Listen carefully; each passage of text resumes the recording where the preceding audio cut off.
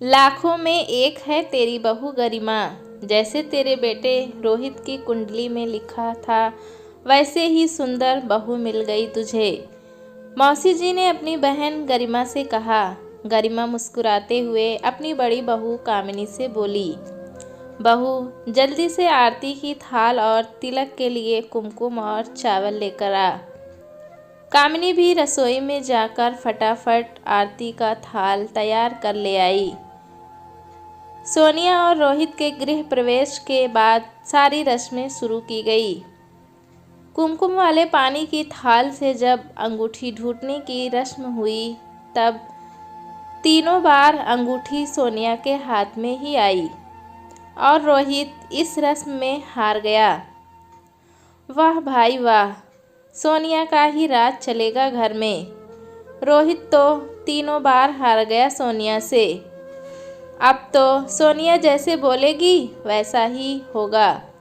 मेहमानों की भीड़ में सभी एक एक करके बोल उठे और ठहाकों की गूंज के साथ सारी रस्में खत्म की गई। गरिमा जी अपने बड़े बेटे रोशन से एकांत में बोली, रोशन, पूरा घर मेहमानों से भरा पड़ा है। सोनिया अपने मायके से बहुत सारा सामान भी लेकर आई है, जिसे वो ऊपर वाले कमरे में नहीं रख पाएगी, क्योंकि वह कमरा तो बहुत छोटा है। इसीलिए मुझे समझ नहीं आ रहा इनको कौन सा कमरा रहने को दिया जाए। मम्मी, ये कोई टेंशन लेने वाली बात नहीं है। एक काम करो, आप हमारा कमरा दे दो रोहित को। मैं और कामनी ऊपर के कमरे में शिफ्ट हो जाएंगे। कामनी ने जब ये सुना तो उसके कान सन्न रह गए, क्योंकि ऊपर का कमरा बहुत छोटा था, जहाँ कामनी को भी एडजस्ट होने में परेशानी होती। मगर वो कुछ बोली नहीं और सोचने लगी, कम से कम एक बार रोशन मुझसे तो पूछ लेते। वैसे भी मैं कहाँ उनका विरोध करने वाली थी। रोशन और मैंने वैसे भी इस घर के लिए बहुत बलिदान दिए हैं, तो एक और सही सोचकर कामिनी ने अपने मन को समझा दिया था। रोशन और कामिनी ने दोनों बच्चों का कमरा अलग था। सास गरिमा जी का कमरा पूजा घर वाले कमरे से बिल्कुल नज़दीक था। रोहित का कमरा बहुत छोटा था, क्योंकि वो अब तक कुंवारा जो था, और अब बचा रोशन और कामिनी का कमरा, जहां पहले से डबल बेड और सुविधाओं की चीज़ें मौजूद थी। अगले दिन से सोनिया भी रसोई में आकर जेठानी की कामों में मदद करने लगी। सोनिया एक संपन्न परिवार की बेटी थी और मायके से तगड़ा दहेज लेकर आई थी। वॉशिंग मशीन, फ्रिज, 3 अलमारी, कूलर, सोफ़ा और भी काफ़ी महंगी महंगी चीज़ें। घर की इकलौती ननद शीला भी अपनी छोटी भाभी के आने से बहुत ज़्यादा खुश थी और अपनी सारी सहेलियों से सोनिया को हंस हंस कर मिलवा रही थी। मगर सोनिया वहाँ से उठकर अपने कमरे में चली गई। उसे अच्छा नहीं लग रहा था। शीला को अपनी भाभी का यह बर्ताव थोड़ा अजीब लगा, मगर वह सोचने लगी, भाभी हैं ही इतने बड़े घर की बेटी, तो थोड़ी तो अकड़ दिखाएंगी ही। गरिमा जी भी छोटी बहू सोनिया को पलकों पर बिठाकर रखती थीं, ताकि ससुराल में उसका मन लगा रहे, क्योंकि उनका परिवार मध्यवर्गीय था। वो तो बेटे रोहित की अच्छी नौकरी के कारण उसे ऐसे ऊंचे घर की लड़की मिल गई थी। चाची ने सभी घर वालों को खाने पर बुलाया। जाने के लिए सोनिया ने गाउन पहन ली। जब कामिनी ने सोनिया को गाउन पहने देखा तो वो बोली, सोनिया, हम लोग किसी के घर खाने पर जा रहे हैं, कोई पार्टी में नहीं। जो तुमने गाउन पहन ली है, इस पर सोनिया बोली, भाभी शायद आपको नहीं पता कि फैशन सेंस क्या होता है। अब आप ठहरी, इतने सालों से शादीशुदा और मैं आज की लड़की हूँ तो हम दोनों में तो फर्क होगा ना। कामनी का सोचना था कि चाची जी के घर खाने पर अगर सोनिया सलवार कमीज या साड़ी पहनेगी तो वो बहुत ज़्यादा सूट करेगा, मगर सोनिया ने बात का मतलब पूरा उल्टा कर दिया था। गरिमा जी भी छोटी बहू को इस रूप में देखकर कहना तो बहुत कुछ चाहती थीं, मगर कामनी को दिया जवाब सुनकर वो चुप रह गईं, इसलिए कुछ बोली नहीं।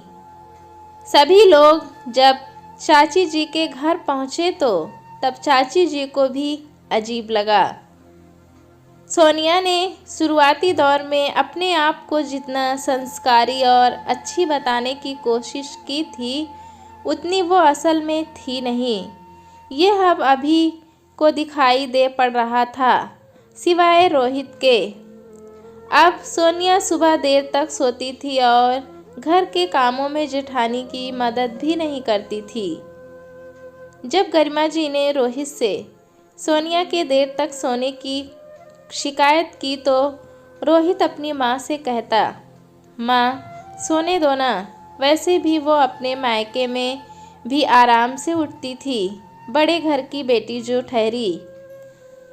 रोहित तो बस सोनिया का गुलाम बनकर रह गया था, उसी की हाँ में हाँ मिलाता, इसीलिए अब रोहित को भी कुछ कहने का फायदा नहीं था।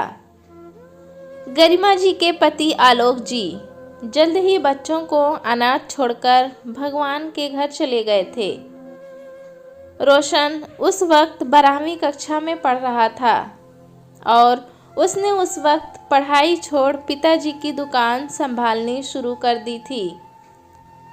पहले कुछ वक्त तो गरिमा भी दुकान पर आती, मगर धीरे धीरे रोशन अपने काम में एक्सपर्ट हो गया तो वह अकेले ही दुकान संभाल लेता था।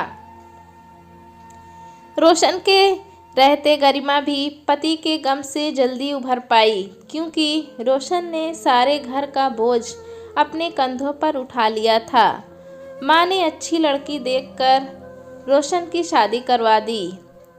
कामनी नम्र और सुशील स्वभाव की लड़की थी, पति की सारी बातें मानती चली गई। रोशन ने पहले भाई बहन का फर्ज निभाया, उन्हें खूब पढ़ाया लिखाया और दोनों भाई बहन भी अब अच्छी नौकरी पर लग गए थे। अब रोशन अपने बच्चों के प्रति फर्ज निभा रहा था। बेटी रीमा का इंजीनियरिंग कॉलेज में दाखिला करवा दिया था। रीमा वहीं कॉलेज में रहकर अपनी पढ़ाई पूरी कर रही थी और बेटा अभी 10वीं कक्षा में पढ़ रहा था। छोटी बहन शीला की शादी की डेट भी आ चुकी थी, इसीलिए रोशन अभी उसी खर्च के लिए पैसे जुटा रहा था। एक दिन ननद शीला के ससुराल में पूजा थी तो शीला को बुलावा आया था। उसके ससुराल वालों ने अभी शादी में कुछ महीने बाकी थे, इसीलिए किसी ने शादी की शॉपिंग शुरू नहीं की थी। शीला ने अपनी सोनिया भाभी से साड़ी मांगते हुए कहा, सोचा आपकी साड़ी पहन लूं, क्योंकि आपकी शादी को ज़्यादा समय नहीं हुआ अभी। सोनिया बोली, शीला अगर मेरी साड़ी पर कुछ दाग लग गया तो मेरी साड़ियाँ बहुत महंगी हैं, मैं किसी को नहीं देती अपनी साड़ी। तभी कामिनी बोली, शीला मेरे पास फैंसी साड़ियाँ तो नहीं, मगर इस अलमारी में तुझे जो भी साड़ी पसंद आए पहन ले। कहकर पूरी अलमारी खोलकर शीला को दिखाने लगी। जो बहू सोनिया अभी को इतनी पसंद थी, अब वही बहू सभी को जलील करने लगी थी, क्योंकि उसने ससुराल को अब तक अपना घर नहीं माना था। बस दिन भर मायके वालों से फ़ोन पर बातें करना और अपनी माँ बहन की बात सुनना यही करती थी सोनिया। यहाँ उसे गरिमा जी और कामिनी की बातें फिजूल लगती थी।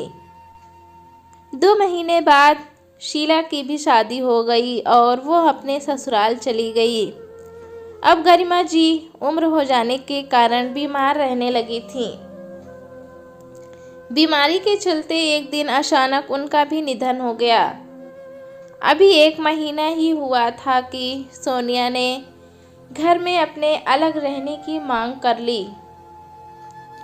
सोनिया अपने मायके के शहर जाकर शिफ्ट होना चाहती थी, मगर यहाँ जेठ जी रोशन बोले, अभी माँ को मरे दिन ही कितने हुए हैं सोनिया, कम से कम थोड़ा तो रुको ताकि हम इस दुख से उभर पाएं। रीमा अपने घर आई हुई थी। जब भी वह अपने घर आती, अपने हफ्ते के कपड़े वॉशिंग मशीन में धो जाती और माँ के हाथ के सूखे स्नैक भी ले जाती। रीमा अपने कपड़े वॉशिंग मशीन में डाल ही रही थी कि सोनिया आकर बोली, अपने कपड़े धोने हो तो अपने माँ बाप से कहो कि तुम लोगों के लिए अलग से वॉशिंग मशीन ले आएं और आइंदा से मेरे मायके से आई चीज़ों को हाथ लगाने की कोशिश मत करना। ये सुनकर रीमा ने अपनी माँ कामिनी को सब बताया, जो कि रसोई में बेटी के लिए नाश्ता तैयार कर रही थी।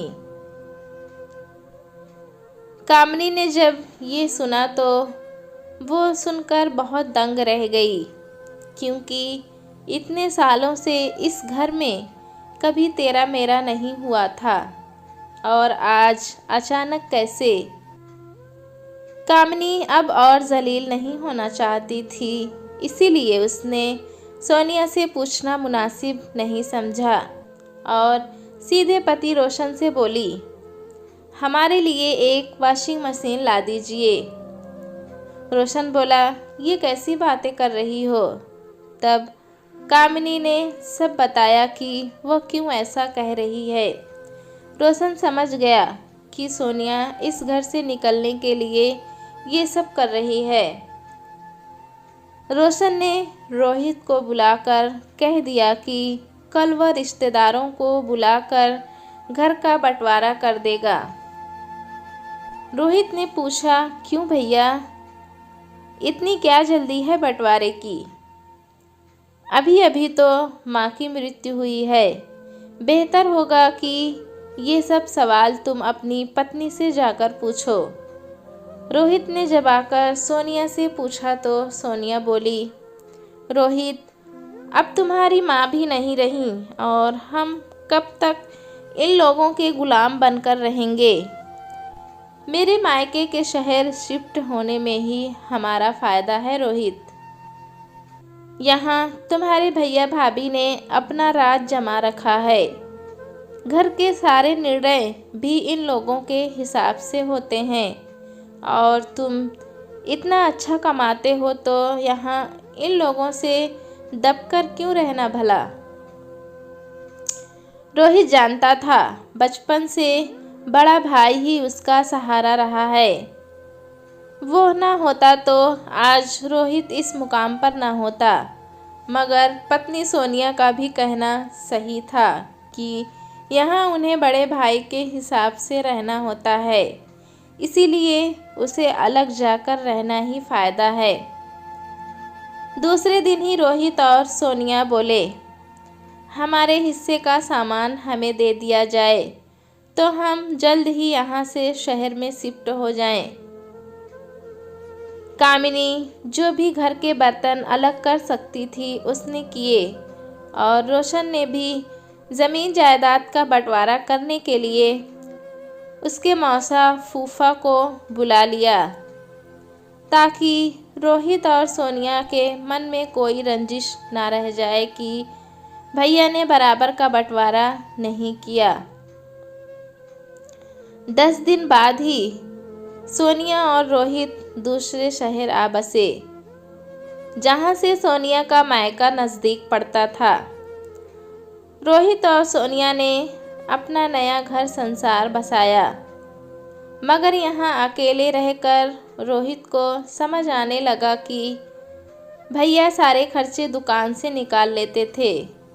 उसकी सैलरी की तक ज़रूरत नहीं पड़ती थी उन्हें। मगर यहाँ शहर में रोहित की सैलरी से ही घर खर्च, घर का हर महीने का किराया, मेंटेनेंस खर्च, कार पार्किंग के अलग से हर महीने पैसे, और कहीं घूमने जाओ तो उसका खर्च अलग रोहित को भारी पड़ने लगा था। और सोनिया प्रेग्नेंट थी, उसका खर्च अलग। दिन ऐसे ही गुजर रहे थे कि सोनिया ने एक बेटी को जन्म दिया। बेटी का नाम उन लोगों ने मुन्नी रखा। बेटी के आ जाने के बाद रोहित का खर्च और भी बढ़ गया, जिस वजह से सोनिया ने अपना ब्यूटी पार्लर खोल दिया ताकि वो भी खर्च में हाथ बटा पाए। सोनिया अपनी बेटी को ज़्यादातर अपने मायके छोड़ देती ताकि वो अपने पार्लर पर फोकस कर सके। मगर थोड़े ही महीनों बाद सोनिया की भाभी को यह बात अखरने लगी और अब उसे अपने मायके से भी सपोर्ट मिलना बंद हो गया, क्योंकि उसकी माँ भी कहती कि छोटी बच्ची को संभालना मुश्किल होता है बहुत, और बड़ी बहन भी कोई ना कोई बहाना बनाकर मना कर देती। सोनिया जिनके भरोसे यहाँ तक आई थी, वे सब तो अब कुछ काम के ही नहीं आ रहे थे। बड़े घर की बेटी को आज अपने आप पर बहुत गुस्सा आ रहा था कि क्यों वो ससुराल वालों से अलग होकर यहाँ आ गई। बेचारे भैया भाभी बहुत अच्छे थे, मैं ही उन्हें समझ नहीं पाई। दिवाली नज़दीक थी, घर भले ही किराए का हो, सफाई तो करनी ही पड़ेगी। यही सोचकर सोनिया सफाई करने स्टूल पर चढ़ी तो रोहित बोला, तुम नीचे की सफाई कर लो, ऊपर चढ़कर जालों की सफाई मैं कर दूंगा, तुम मुन्नी को संभालो। रोहित बालकनी में स्टूल पर चढ़कर सफाई कर ही रहा था, तभी बैलेंस कब बिगड़ा पता ही ना चला और रोहित नीचे गिर गया। धम्म की आवाज़ सुनकर सोनिया भाग कर गई तो देखा रोहित नीचे गिरा हुआ पड़ा था। उसके सर से खून की धारा बहती जा रही थी। रोहित को सभी ने मिलकर जल्दी से अस्पताल पहुंचाया और वहां उसे एडमिट कर दिया। अब तक सोनिया के मायके से कोई नहीं आया था, मगर इतनी दूर से उसके जेठ जेठानी आ चुके थे। कामिनी को देखते ही सोनिया उसके गले लगकर ज़ोर ज़ोर से रो पड़ी। रोशन बोला, तुम बिल्कुल चिंता मत करो सोनिया, मैं रोहित को कुछ भी नहीं होने दूंगा। रोशन घर से पैसे लेकर आया था जो उसने हॉस्पिटल में जमा कर दिए और सोनिया को हिम्मत दी। लगभग 10 दिन बाद रोहित को होश आया था और डॉक्टर ने पूरा 1 महीना उसे हॉस्पिटल में रहने को कहा था, मगर सोनिया के पास तो इतने पैसे भी नहीं थे। ऐसे समय में रोशन और कामिनी ने ही रोहित और सोनिया की मदद की, जबकि रोशन के पास भी इतने पैसे नहीं थे, मगर उसने अपने भाई के लिए अपने हिस्से की ज़मीन बेच दी थी। बाद में रोहित को जब ये बात पता चली तो उसने अपने हिस्से की ज़मीन भैया के नाम कर दी। सोनिया और रोहित ने अपने भाई भाभी से माफ़ी मांगी और उन लोगों ने इन्हें माफ़ भी कर दिया। दोस्तों, यही होता है भाई भाई का प्यार, मगर कुछ पत्नियां ये बात नहीं समझ पाती और भाई भाई को अलग कर खुश रहती हैं, मगर वे यह भूल जाती हैं कि खून के रिश्ते बहुत गहरे होते हैं।